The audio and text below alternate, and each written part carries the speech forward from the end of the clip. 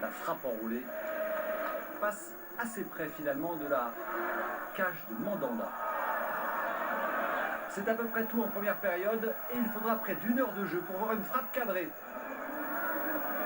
Elle est signée Santa Maria pour les Bretons.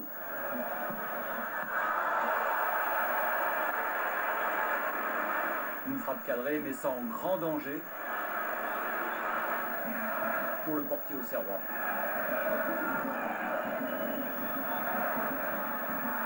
Magère lui aussi trouve les gants de Radou sur un tir légèrement détourné.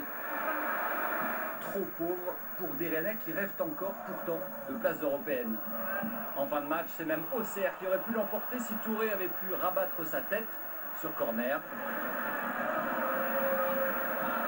Ou si Dacosta avait réussi à conclure ce beau mouvement.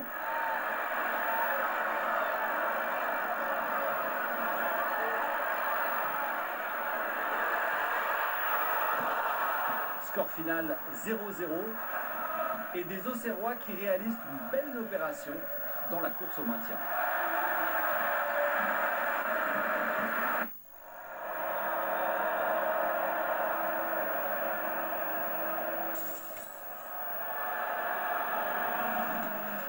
Le PSG est dans le dur après la défaite au Bayern de Munich cette semaine. Galtier doit remobiliser ses troupes pour se rendre en Bretagne. Brest et Honora souhaitent rendre une copie difficile aux Parisiens. Brest doit se sauver et ne lâchera rien. Et on verra comment Paris va jouer avec le moral dans les chaussettes.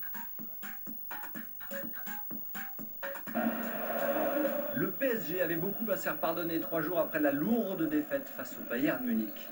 Et les Parisiens ont plutôt bien débuté. Avec d'abord une première occasion, signée Carlos Soler. Mais la reprise du milieu espagnol, qui file vers la lucarne, se voit arrêtée par la main ferme de Bizot, qui détourne le ballon sur la barre transversale. Messi. Le gardien néerlandais va ouvrir l'ouverture du score au même Soler, à la demi-heure de jeu. Un ballon quasiment remis dans ses pieds, une passe décisive pour le gardien. Sur cette belle frappe, il y avait mieux à faire. Paris mène, mais pas pour longtemps. Lancé dans le dos de Ramos, Franck Honora part seul au but. Il résiste au retour de Pembele et trompe Donnarumma en force sous la barre transversale. Surprise, et manque de vitesse de la part des défenseurs centrales parisiens. Gauche de Nora, les mouches. Et ensuite, le gardien breton résiste à toutes les tentatives parisiennes, celle de Lionel Messi en finesse, puis celle de Nuno Mendes en force. Alors les Parisiens s'agacent de leur impuissance, à l'image de Kylian Mbappé, sanctionné d'un carton jaune pour un geste d'humeur. Mbappé. Exclusion. Sur le ralenti, on voit bien que le capitaine parisien surréagit à l'accrochage de Belkebla.